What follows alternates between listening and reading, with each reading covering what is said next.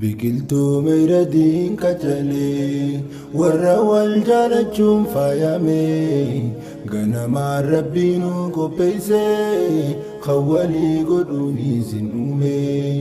zabanni kopummaan jiraachuu isin lameen jidduu fuudhame jechuun hin jalqabaa akkasiin eegaluu gannu jenna salaamullahi alaa ergama rabbi ho jalalle bareda sanka ija kula bagaga madani silachu walin arguf guya jalala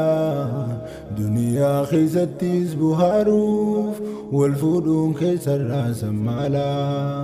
وانسي في يوم جيرما مرفين جاللا أمريكان سيتو هقيورا ميراف كنما دكتور عائشة رافولاتي إن قبول على دبرما ملادون قرى دقتامت تنما فين قدين هيما عائشان قوتو سافولاتي dungatti galgala ganama Aishaan guutuu isaa fudhattee dungatti galgala ganama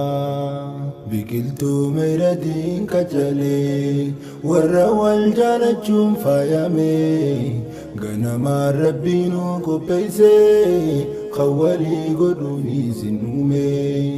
zaban Aishaa jaalalaan wal fudhatee galuun jaaramee gammachuu bareedduu jaalala eegaa turtan guyyaa yoom dhufaa isinii wajjin qooddachuudhaaf hirmaanne alii ollaa cufaan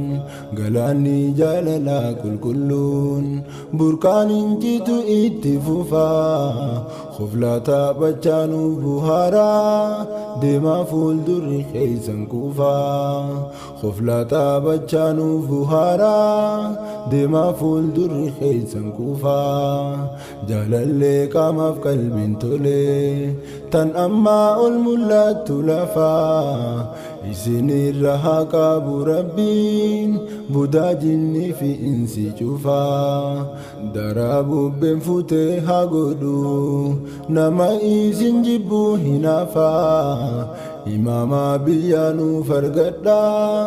ilma akka Abuu Haniifaa imaama biyyaanuu fargadhaa ilma akka Abuu Haniifaa lameen jaalala Aishaasaa fuudhee galfatuudhaan ibsataa duraanuu hanga guyyaa har'aa isuma masaanii rabbii waan fakkeesse akkaataa haalaa fi amalli jaalalaa kan isaanii lachuu wal fakkaataa isin daararrameen duraanuu dhiira jaalalaati bargootaa umrii dheertuu wajjin jiraadhaa jennaanii waliin jechaafataa umrii dheertuu wajjin jiraadhaa jennaanii waliin jechaafataa biqiltuu miidhagdiin qacalee warra wal jaalachuun faayamee ganamaan rabbiin qopheessee kan walii godhuun isin uume zabanni kopummaan jiraachuu jireenya keessan qofa miti isin uummataafis imaama irrinni yoomuu hin dhabamu abdeetiif godha haara yoomaa manni keessa yoomuu haa ta'u mana quufaa fi kan misoomaa haalli isin wajjin warsimuu daranuu haa ta'u guutamaa aniif kee haa dhufu hangasuu ummuu haaniif kee gammachiisi yaa rabbi ilmaan abbaa caaluu jidduu isaaniitti argamsiisi sadarkaa qabeenyaa fi fayyaa guutuudhaa wajjin jiraachisi